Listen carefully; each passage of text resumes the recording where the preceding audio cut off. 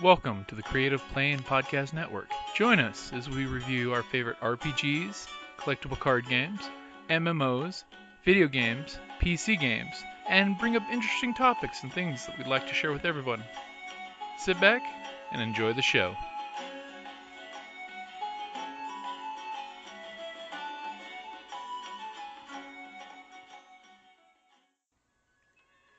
Hi, this is Kelly, aka Trixie from Ragnarok and Roll, a Scion to Ragnarok story, and Tilda Wimblewick from D&D Journey of the 5th Edition. First off, I would just like to say thank you to everyone for listening to our varied adventures, as well as for rating us on iTunes and RPGpodcast.com. If you haven't rated us yet, we would greatly appreciate it if you could. And if you're looking for more ways to support our efforts, we are now on Patreon, a great site where you can help us continue making more podcasts, as well as some special surprises for our patrons. If you can, please look us up at www.patreon.com/cppn. Every little bit helps. And again, thank you for listening. Hey guys, welcome back to #RPGaDay 2017.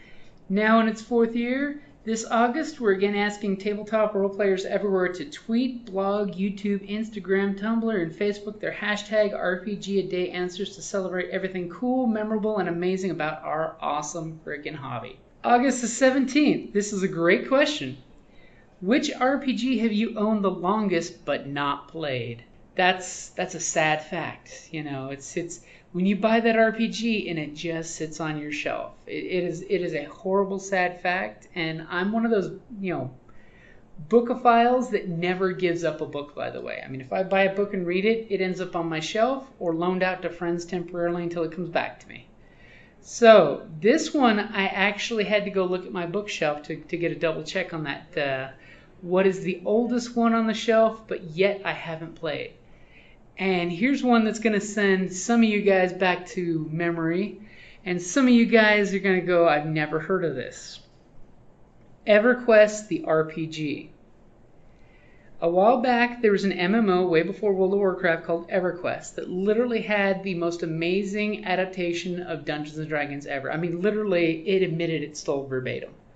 I mean, it had all your standard classes, the monk, except one thing I did love in EverQuest is you had evil races that were playable. So you had your drow, and you had your trolls and your ogres. And the thing was, each of the societies had an amazing faction system where if you were playing a dark elf, you would die most of the time going to any of the human or good race cities because you were kill on sight. So, after that game came out for a while, they actually made a role-playing game based on 3.5 D&D, kind of based on 3.0, but it was just at the cusp of when 3.0 and 3.5 came about, that had a really, really fantastic adaptation of EverQuest to a game. I mean, it even had a perfectly working system of the different classes. So I bought that one, of course, thinking, oh my god, this is the best thing ever, because, we used to play ridiculous amounts of EverQuest. We literally had LAN parties back when folks did LAN parties.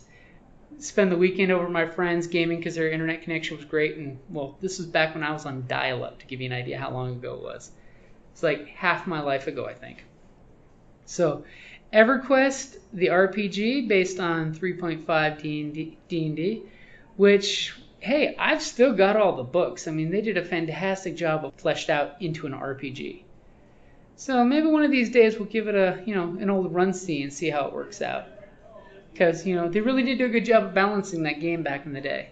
Especially with the different types of wizards. That was one thing I loved about that game. Because you could have your magicians with your fire elementals and your summoned items. And, so much more magic than is in 5th edition right now. And one interesting thing in that game is it actually used a mana system instead of the per day system. It had metrics to break it down so you could play per day spells, or you could play mana, but I was always a huge fan, thanks to playing Rifts and Palladium, of having the mana system. So that way you could, pull the mathematician game on your magic energy and parcel it out through the day. Alright guys, so that's actually something we might have to just break the seal on EverQuest RPG. August the 17th, which RPG have you owned the longest and not played? Because hey, I got to fix that for a lot of people. We got to be playing Polaris. We got to be playing Coriolis. We got to be playing Mutant Year Zero. I want to make sure folks that have games on their shelves, we get them out, we play them, and we enjoy the heck out of them, because there's nothing sadder than an RPG that just sits there collecting dust. Hopefully you at least read it cover to cover so you can enjoy it, because most RPGs also have really good story fluff in them too. Alright guys, thank you for listening, and we are mostly over with RPGaDAY now that we're at the 17th, so it's all downhill from here, but all the questions get really good. Alright guys, talk to you later.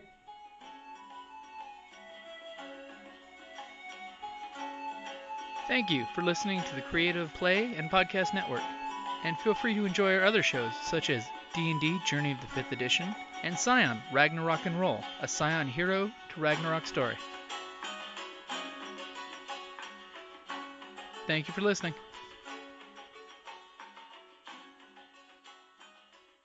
Hey guys, I got a quick question for you guys. Would you be more interested in listening to a Mutant Year Zero game where you guys are playing mutants in the apocalypse and, crazy things are happening? Or would you be interested in Mutants and Mastermind, a superhero game where basically it's comic book style superheroes? I'm really curious to know which one you guys would prefer. And if you give me some comments on my email, creativeplaypodcastnet@gmail.com, or shoot some messages on the Facebook, Creative Play and Podcast Network, or come on over to our website, creativeplayandpodcastnetwork.com, and leave some notes on some of the comments we've got there. Let me know what you guys are interested in, because we want to play some games, and we're actually willing to leave it up to you guys. I mean, we've got some other games that we're going to be doing. Dresden Files set in Victorian New York and Victorian Tombstone, so those are going to be fun as well, because hey, we come from Southwest Arizona. We definitely have to put some Southwest into our Dresden Files. So go ahead and let us know what you guys want to listen to, because we love playing games, and we love sharing our games, and we love listening to ourselves playing games months later, as well as, the day after. So just let us know what you guys would like to listen to, and we want to have you as part of the show as well. So just make sure to go to patreon.com/cppn. You don't have to be a patron to answer the quizzes we have and the polls we have. We just want you guys to join in and share in the fun, especially when I come up with the and what's going to happen next. Because I love you guys throwing some fuel on the fire there, what it is you'd like to see me do horrifically to other people. So hey, let us know guys. And like always, thank you for listening. I can never say it enough. Thank you for listening.